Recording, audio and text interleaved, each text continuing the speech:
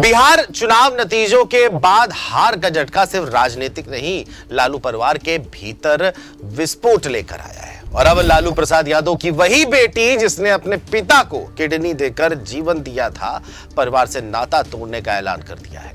राष्ट्रीय जनता दल प्रमुख लालू प्रसाद यादव के परिवार में एक बार फिर बड़ी दरारें उभर करके सामने आई हैं। चुनाव नतीजों के महज 48 घंटे भी नहीं बीते और लालू परिवार में सबसे बड़ा धमाका हो गया। लालू की बेटी यानी रोहिणी आचार्य, जो कभी पिता की सबसे बड़ी शक्ति मानी जाती थी, उन्होंने राजनीति से संन्यास लेने और परिवार से रिश्ता तोड़ने का ऐलान कर दिया। लेकिन यह पहली बार नहीं है। इस परिवार की राजनीति का इतिहास कलह, विरासत और संघर्ष से भरा पड़ा है।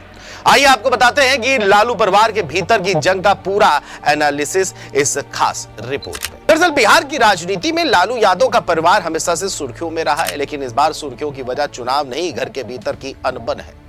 ताजा धमाका किया है रोहिणी आचार्य ने, वही रोहिणी जिन्होंने किडनी देकर लालू की जान बचाई थी, अपने पिता की जान बचाई थी। वही रोहिणी जो परिवार में सबसे सुलझी हुई मानी जाती थी, लेकिन अचानक उन्होंने घोषणा कर दी कि मैं राजनीति छोड़ रही हूं और अपने परिवार से नाता तोड़ रही हूं। रोहिणी आचार्य ने सोशल मीडिया प्लेटफॉर्म एक्स पर लिखा, कल मुझे गालियों के साथ बोला गया कि मैं गंदी हूं और मैंने अपने पिता को अपनी गंदी किडनी लगवा दी। करोड़ों रुपए लिए, टिकट लिया, तब लगवाई गंदी किडनी। सभी बेटी बहन जो शादीशुदा हैं उनको मैं बोलूंगी कि जब आपके मायके में कोई बेटा भाई हो तो भूल करके भी अपने भगवान रूपी पिता को नहीं बचाए।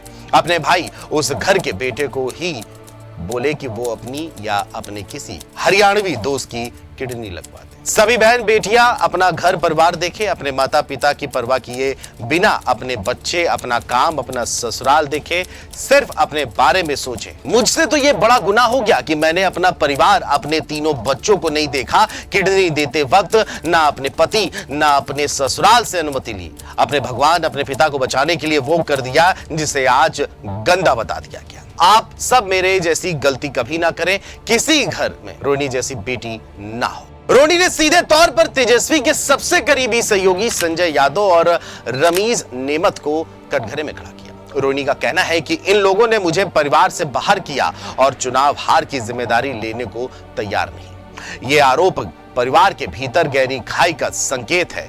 जब 2017 में चारा घोटाले में लालू यादव जेल गए तो पार्टी की कमान छोटे बेटे तेजस्वी यादव को मिली और यहीं से तेज प्रताप बनाम तेजस्वी की लड़ाई शुरू हो गई। तेज प्रताप ने तब से खुद को पिता का असली वारिस बताना शुरू किया। तेज प्रताप ने शादी के कुछ महीनों बाद तलाक की अर्जी दी।